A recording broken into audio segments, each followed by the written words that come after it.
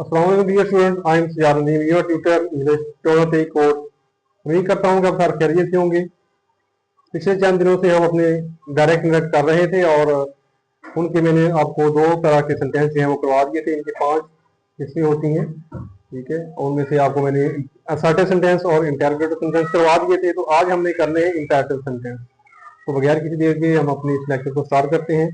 तो आइए देखते हैं कि इंपैरेटिव सेंटेंस क्या होते हैं और उनको कैसे हल किया जाता है। तो आपने इसको स्टार्ट करने से पहले, सुनने से पहले इसको अपने सब्सक्राइब करना है, शेयर करने और लाइक करना है। तो आइए देखते हैं बगैर किसी देर के इंपैरेटिव सेंटेंस को। तो इंपैरेटिव सेंटेंस इसको इंग्लिश में कहते हैं हुक्मिया फिकरात। इसमें हुक्म दिया जाता है या नसीहत की जाती है या किसी को दरखास्त की जाती है, ठीक है। इनको हुक्मिया फिकरात कह देते हैं। या वर्ब की पहली फॉर्म से जो सेंटेंस स्टार्ट होते हैं इंग्लिश में, आपने इंग्लिश करते हुए देखा होगा कि बहुत से ऐसे सेंटेंसेस होते हैं जो वर्ब की पहली फॉर्म से स्टार्ट हो जाते हैं। तो उनको डायरेक्ट से इनडायरेक्ट में कैसे तब्दील करना है, वो जैसे कि ओपन द डोर, ठीक है, शट द विंडो। तो ऐसे फिकरात आते हैं, ऐसे सेंटेंसेस आते हैं इंग्लिश में। तो इनको इनडायरेक्ट में हम कैसे करेंगे, तो आइए देखते हैं इनको कैसे करते हैं। सबसे पहले देखते हैं इंपैरेटिव सेंटेंस होते क्या हैं।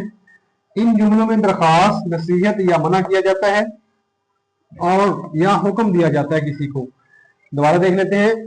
इन जुमलों में किसी को दरखास्त की जाती है, नसीहत की जाती है या मना किया जाता है और या हुक्म दिया जाता है किसी को, ठीक है।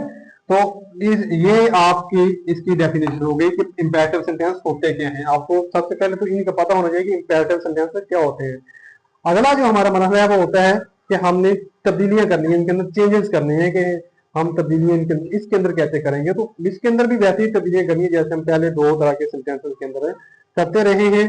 बस इनमें यह है कि सेड को हम कैसे तब्दील करते हैं और कॉमा को कैसे खत्म करना है, ये देखना है हमने। वो देख लेते हैं।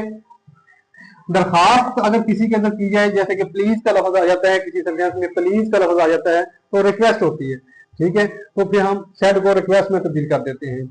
नसीहत के लिए अगर आ जाए तो हम नसीहत अगर आ जाए किसी को की गई तो आप सेड को एडवाइस में तब्दील कर देंगे। उसके बाद अगर कोई मना किया गया है, ठीक है, डू नॉट डू या डू नॉट टेल अ लाई, ठीक है। अगर किसी को कोई काम करने से मना किया गया है तो आपने करना है नॉट टू। नॉट को पहले लगाना है टू से, आपने नॉट टू। उसके बाद है हुक्म किया गया है, ठीक है, तो आपने सेड को ऑर्डर में तब्दील कर देना है, सेड को ऑर्डर में तब्दील कर देना है।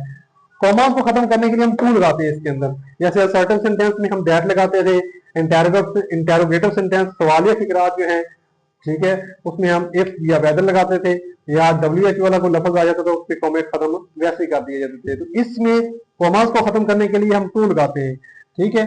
और इनको दोबारा देख लें कि इसको कैसे सेड को कैसे तब्दील करते हैं। अगर कोई दरखास्त की गई है सेंटेंस के अंदर, आपको शो हो रहा है कि सेंटेंस में एप्लीकेशन या कोई दरखास्त कर रहा है आपसे, तो आप क्या करेंगे, आपने सेड को रिक्वेस्ट में तब्दील कर देना है। अगर वो आपको नजर आ रहा है कि आपको कोई मतलब नसीहत कर रहा है तो आप सेड को एडवाइस में तब्दील कर देंगे। उसके बाद अगर आपको लग रहा है कि आपको कोई काम करने से मना कर रहा है तो आप नॉट टू सेड को फॉरवर्ड में, ठीक है, तब्दील कर देंगे। उसके बाद अगर कोई आपको सेंटेंस नजर आ रहा है कि सेंटेंस पढ़ने से आपको पता चल रहा है कि आपको कोई हुक्म दे रहा है इसके अंदर, तो आप सेड को ऑर्डर में तब्दील कर देंगे। तो कॉमास को खत्म करने के लिए आपने टू लगाना है। तो अब इनके मैंने जहां एक सेंटेंस लिखे हुए हैं वो देखते हैं कि इनके अंदर तब्दीलियां हमने कैसे करनी है। देखिए, he said get out, उसने कहा कि चले जाओ यहां से, निकल जाओ यहां से, ठीक है। तो आप देखें गेट आउट आपको वही कह सकता है, या तो वो आपका प्रिंसिपल हो या बॉस हो या आपसे बड़ा हो। बराबर का आपको कैसे कह सकता है, वो आपके बराबर की बात करेगा। तो ये एक अखलाकी लिहाज से भी या गुस्से से भी वो कहेगा तो वो आपसे बड़ा ही आपको कोई ऐसा कहेगा। गेट आउट कोई ऑर्डर ही करेगा, ठीक है। तो he order to get out, he order to get out. Said को हमने ऑर्डर में तब्दील कर दिया इसके अंदर। Then he said to me, ठीक है। इसके कॉमास को खत्म करने के लिए टू लगाया, देखिए, ठीक है। कॉमास को खत्म करने के लिए टू लगाते हैं, ये याद रखिए आपने। इंपैरेटिव सेंटेंस में कॉमास को खत्म करने के लिए टू लगाया जाता है। Then he said to me please give me your pen, या प्लीज जो है, प्लीज का लफ्ज आपको ये शो कर रहा है, ये बता रहा है कि ये रिक्वेस्ट की गई है इसके अंदर, ठीक है। तो आपने रिक्वेस्ट करना है, सेड को रिक्वेस्ट में तब्दील कर देंगे। देखिए, he said to me, please give me your pen, he requested to give him my pen, to give him my pen. अब देखिए गिव मी, अब मी जो है ये फर्स्ट पर्सन की ऑब्जेक्टिव केस है आई की, फर्स्ट पर्सन आई जो है उसकी ऑब्जेक्टिव केस है मी, इसको हमने तब्दील करना है। ठीक है, ये किसके मुताबिक तब्दील होते हैं फर्स्ट पर्सन, ये सब्जेक्ट के मुताबिक तब्दील होते हैं, रिपोर्टिंग स्पीच के सब्जेक्ट के मुताबिक। रिपोर्टिंग स्पीच का सब्जेक्ट हमारे पास ही है, तो मी जो है आई की ऑब्जेक्टिव केस है, तो ही की ऑब्जेक्टिव केस क्या है हिम, तो ये वो हम हिम लगाएंगे। उसके बाद यूर, यूर जो है वो यू की पोजेसिव केस है, यू आर यू की पोजेसिव केस है, तो यू जो है वो ऑब्जेक्ट के मतलब तब्दील होता है। तो हमारे पास ऑब्जेक्ट इसमें क्या दिया हुआ है, मी दिया हुआ। ठीक है, मी ये ऑब्जेक्टिव केस है आई की, तो हमारे पास तो यू और यू जो है वो पोजेसिव केस लगाई हुई है, तो आई की पोजेसिव केस जो है वो माई है, आई की पोजेसिव केस माई है। ठीक है, माई पेन। देन उसके बाद देखें he said to him do not waste your time। अब देखिए इसके अंदर मना किया गया है, इसके अंदर मना किया गया। जब कोई काम करने से मना किया जाता है, ये नसीहत नहीं भी आ सकता है, किसी को हम नसीहत भी कर सकते हैं कि अपना टाइम वेस्ट ना करो, काम करो, लेकिन आप फॉरवर्ड लगा सकते हैं यहाँ, फॉरवर्ड। जब आपको कोई काम करने से मना करता है तो फॉरवर्ड करते हैं वहां, फॉरवर्ड। ठीक है, सेड को फॉरवर्ड में तब्दील करना है आपने। ठीक, तो आपने क्या करना है, ही फॉरवर्ड हिम नॉट टू। जब नेगेटिव फिगर आ जाता है, नेगेटिव सेंटेंस आ जाता है, तो नॉट को टू से पहले लगाना आपने, नॉट को टू से पहले लगाते होते हैं। अब देखिए he forbade him not to waste his time. अब ही जो है ये हमने तब्दील कर दिया, और तरीके यूर लिखा हुआ है, तो यूर यू की पोजेसिव केस है, तो हम यू बदलते हैं ऑब्जेक्ट के मुताबिक। ऑब्जेक्ट हमारे पास हिम है, हिम जो है ये ही की ऑब्जेक्टिव केस है, हमने ही की पोजेसिव केस लगानी है, तो हिज आ जाएगा यहाँ, हिज टाइम।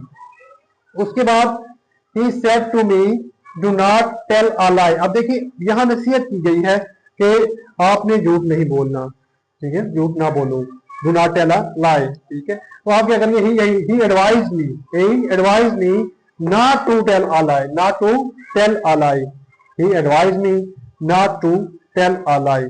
तो इस तरीके से इन सेंटेंसेस को आपने कंप्लीट करना है। आपने इसके कॉमास को खत्म करने के लिए टू लगाना है। इंपेरेटिव सेंटेंस में कॉमास को खत्म करने के लिए टू लगाया जाता है। रिक्वेस्ट वाले फिक्रे में आप सेड को रिक्वेस्ट में तब्दील कर देते हैं। आपने देखा है कि जहां कहीं भी कोई आप नजर आए कि कोई ऑर्डर दे रहा है, तो आप सेड को ऑर्डर में तब्दील कर देंगे, फॉरवर्ड में तब्दील कर देंगे। तो ये इस तरीके से इनमें तब्दीलियां की जाती हैं। एक दफा इसको थोड़ा सा जल्दी से दोबारा पढ़ेंगे ताकि ओवरव्यू हो जाए, दोबारा आपको समझ आ जाए। देखिए इंपेरेटिव सेंटेंस क्या होते हैं, इन जुमलों में दरखास्त, नसीहत या मना किया जाता है और या हुक्म दिया जाता है। सेड को बदलते हैं, दरखास्त आ जाए तो रिक्वेस्ट में बदल देते हैं सेड को, नसीहत आ जाए तो हम एडवाइस में बदल देते हैं सेड को, अगर कोई मना किया गया है तो नॉट टू में या फॉरवर्ड में बदल देते हैं सेड को, अगर कोई हुक्म दिया गया है तो आप ऑर्डर में बदल देंगे सेड को। कॉमा को खत्म करने के लिए टू लगाते हैं। तो ये कुछ सेंटेंसेस हैं, इनको दोबारा पढ़ लेते हैं। He said to get out, to get out, he ordered to get out। ठीक है, he said to me please give me your pen, he requested to give him, he requested me to give him। ठीक है, he requested me, he requested me to give him my pen। उसके बाद he said to him do not waste your time। ठीक है, he forbade him, अब not waste your time मना किया गया है, तो he forbade him not to waste his time। उसके बाद he said to me do not tell a lie, तो he advised me not to tell a lie। अब नेगेटिव सेंटेंस में ये की पॉइंट है कि नेगेटिव सेंटेंस में जब नेगेटिव सेंटेंस आ जाता है तो नॉट को टू से पहले लगाना है। कॉमास को खत्म करने के लिए टू लगाते हैं, लेकिन जब कोई नेगेटिव फिगर आ जाता है, नेगेटिव सेंटेंस आ जाता है, तो नॉट को आप टू से पहले लगाते हैं। उम्मीद करता हूँ कि आपको ये लेक्चर समझ आ गया होगा। अपनी दुआ में याद रखिएगा। अल्लाह हाफिज।